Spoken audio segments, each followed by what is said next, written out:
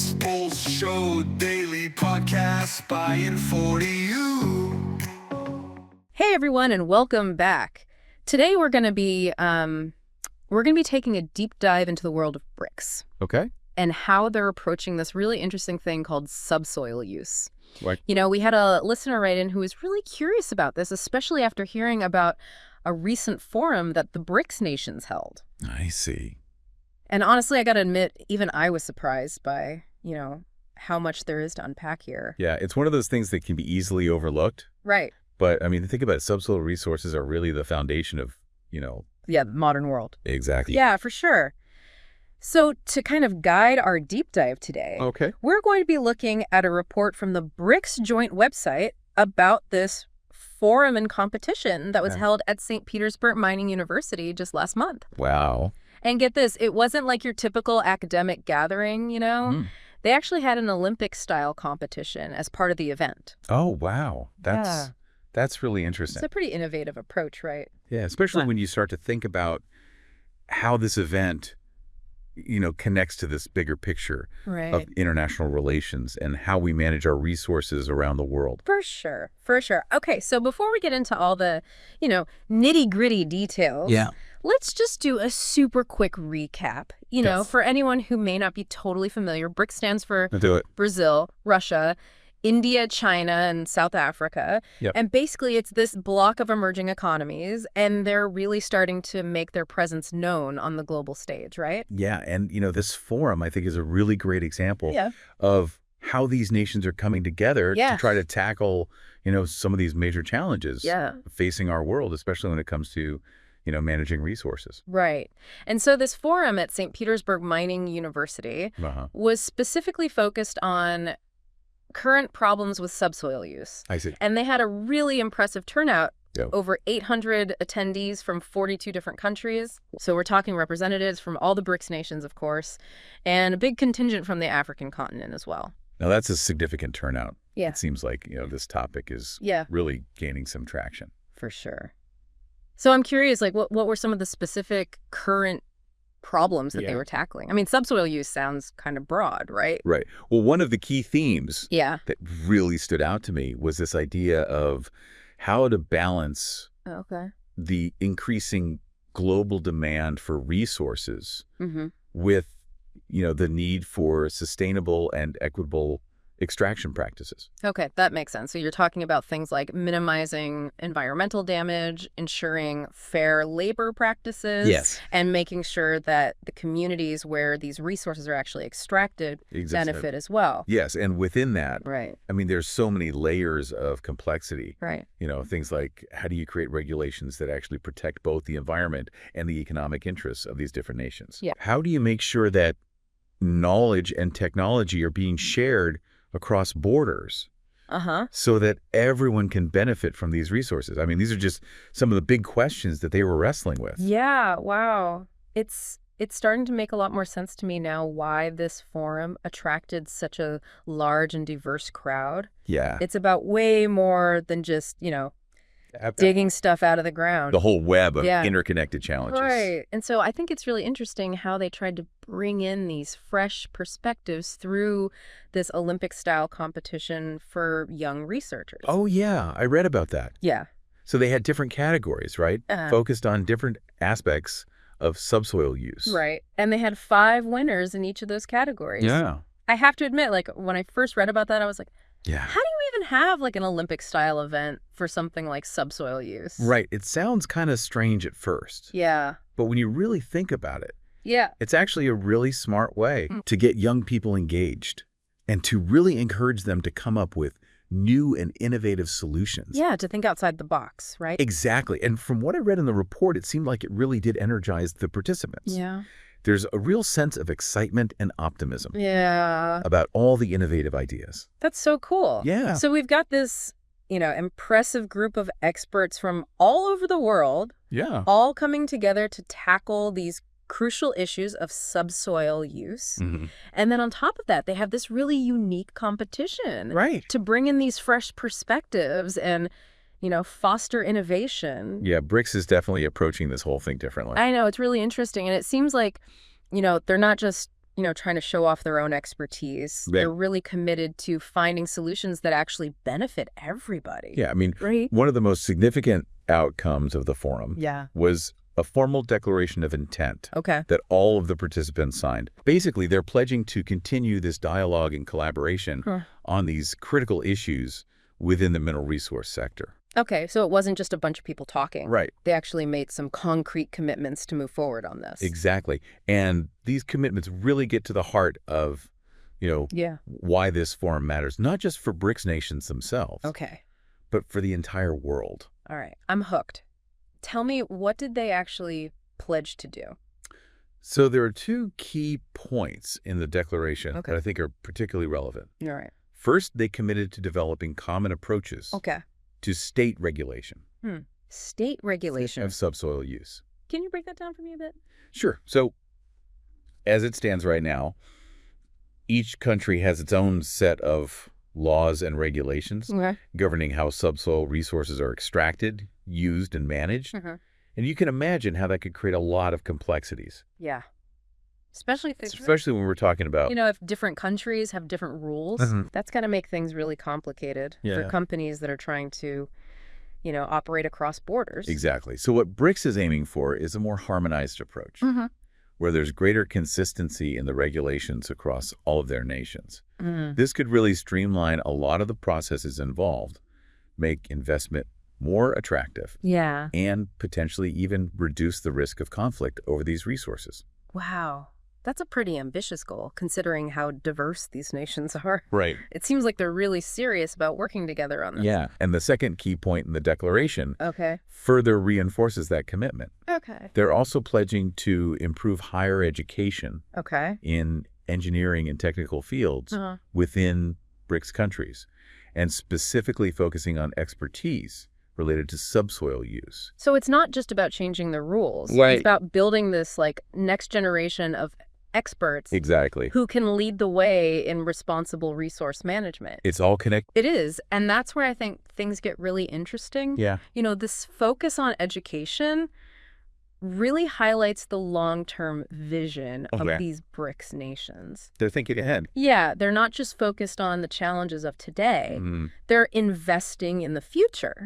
By cultivating, the next generation of leaders in this field. It's a smart strategy. Yeah. If you want to be a global leader in something as complex as, subsoil use, you need a highly skilled workforce to back it up, right? Absolutely. It's like they're creating this talent pipeline to ensure they have the expertise and the innovative thinking that they need to stay ahead of the curve. Exactly. And this is why I think, this deep dive is so important for everyone listening. I agree. It's not just about understanding what BRICS is doing, but also recognizing how their actions could potentially impact all of us and the world as a whole. It's the ripple effect. Right. It all comes back to us in some way. Yeah. And I think that's a perfect place to pause for now. Sounds good. We've covered a lot of ground already. We have. And, it's important to let all this information sink in.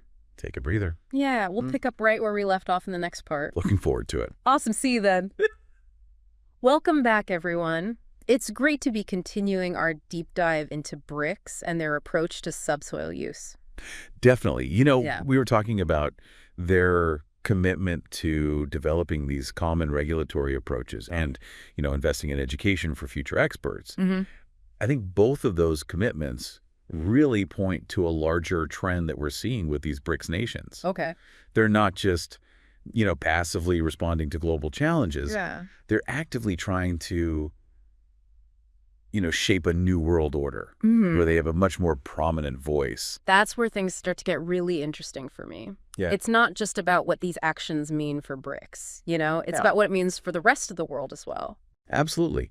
When you think about the sheer scale of their economies and their combined influence on the global stage, it's clear that decisions made within BRICS are going to have some pretty significant ripple effects, especially when it comes to resource management and how that impacts things like international trade, technological development, even global security. Okay, now I'm really starting to see why you said that this deep dive is so relevant. Yeah.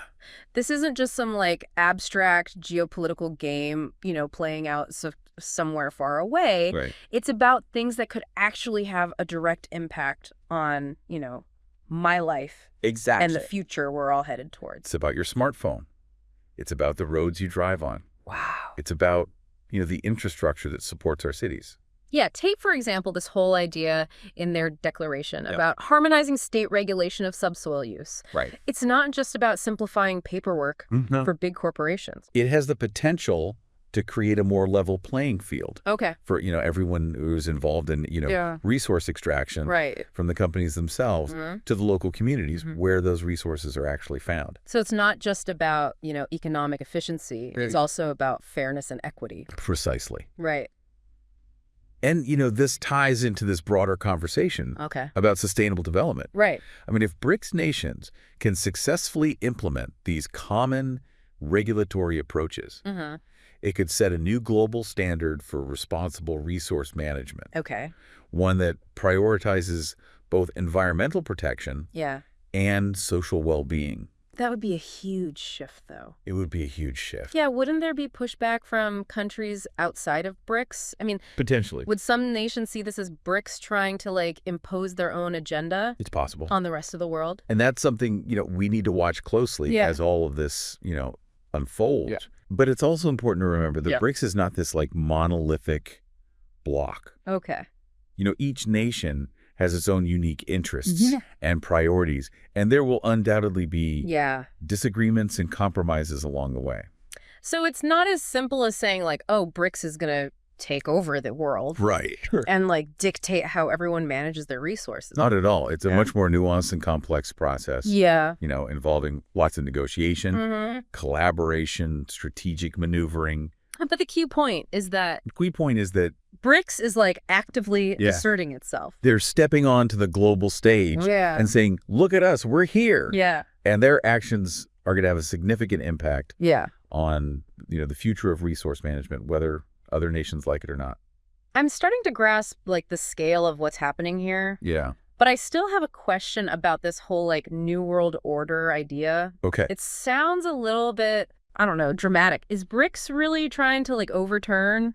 I wouldn't say overturn. Okay. It's more about reshaping those existing structures. You know, creating a more multipolar world where power is more evenly distributed among different nations and blocs. And they see themselves as leaders? They do. In this new multipolar world? They do. And they're using their collective influence in areas like resource management to demonstrate that leadership and attract other nations to their side. So it's not just about the resources themselves. It's bigger than that. It's about using those resources as leverage to gain geopolitical power. That's a big part of it. Wow. And that's why it's so crucial for us to understand, what's happening within BRICS and how their actions are shaping, the global landscape. The global landscape. This is starting to feel very high stakes. It is high stakes. We're witnessing a major power shift in real time. In a way we are. And this forum that we've been discussing with its focus on subsoil use provides this really fascinating window into this larger power shift. Right. It shows how BRICS is really strategically positioning itself to become this dominant force in a world that will be increasingly reliant on these resources. And it sounds like they're not just focusing on the economic aspects of it. They're also taking this long-term approach, by investing in education and technological innovation. Exactly. Yeah. They recognize that knowledge and expertise will be key to maintaining their influence and competitiveness in this global resource market. And that's why this commitment to improving higher education in these relevant fields is so significant. Yes. It signals their intention to build this sustainable pipeline of talent that can drive their ambitions forward. A talent pipeline. Yeah. I like that. It seems like they're really playing the long game here. They are. Thinking decades ahead. Yeah. And that's something we can all learn from. I'm getting the sense that there's a lot more to unpack here. There is. But I think maybe it's time for another pause. Okay. This is all so much to take in. I agree. We've covered a lot of ground. Yeah. It's good to give ourselves time to process everything. Right. We'll pick up this fascinating conversation in the next part. Welcome back to our deep dive, into BRICS and their approach to subsoil use. It's been quite a journey. It really has. We've uncovered so much already. Yeah, from their innovative forum to their ambitious goals of basically reshaping the world order. Right. And, it's important to keep in mind that all of this is happening while the demand for these resources is just skyrocketing. Absolutely. I mean, we're talking about the materials that fuel our modern lives. Right. The smartphones that we're all using, the infrastructure that supports our cities. Yeah. I mean, it all comes back to these basic resources. So how BRICS chooses to, manage and regulate all of this is going to have a ripple effect. Yeah. That goes way beyond just, their own borders. It's global, Yeah, it's global supply chains. Right. Economic stability.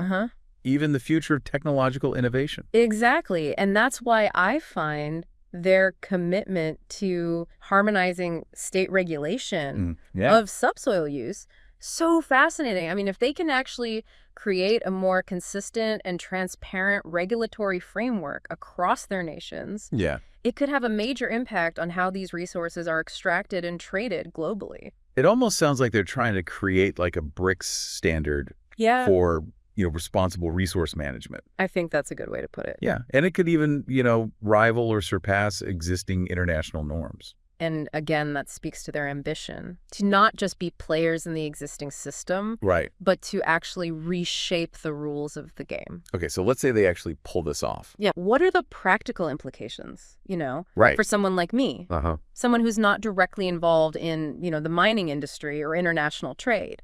Well, think about it this way. Okay. A more stable and predictable global supply of these essential resources could lead to lower prices for consumers. Okay. Increased investment in innovation. Right. And potentially even faster development of new technologies. So this isn't just about, some abstract geopolitical maneuvering. No, it's not just a game. It could actually translate into real benefits. Absolutely. For everyday people. And don't forget about the potential environmental impact. Oh, right. Yeah. If BRICS nations can successfully implement these sustainable extraction practices across their vast territories, it could significantly reduce the ecological footprint of resource extraction globally. That's huge. Yeah, that's a big deal. It's like they're using their, combined influence to push for a more environmentally responsible approach. To resource management. Not just for themselves. Yeah, not just for them, but for the whole planet. Exactly. And that brings us back to their commitment to invest in higher education. Right. Training a new generation of experts in subsoil use. This isn't just about, filling jobs. It's much bigger than that. Right. It's about cultivating the leaders who can tackle these really complex challenges of resource management in the 21st century. It's about the future. Exactly. And it's about, recognizing that technological innovation and expertise will be key to maintaining their competitiveness and their influence over the long term. I think they're really onto something here. Yeah, they're not just extracting resources. No, they're playing the long game. They're investing in the future. Exactly. And that's why this deep dive is so important. I agree. It's not just about understanding this one particular topic. It's about connecting the dots. Right. It's about seeing how seemingly distant events and trends can actually have a huge impact on all of our lives. It's all connected. I have to admit, at the beginning of this deep dive, I was a little skeptical. Really? I thought, subsoil use, how relevant can this really be to my life? Yeah. But now I see how it's all connected. It's fascinating, isn't it? It really is. It's about global power dynamics, economic stability, environmental sustainability, and ultimately the kind of world that we all want to live in. That's what makes it so compelling. It really is. And I think that's the biggest takeaway for me. Yeah.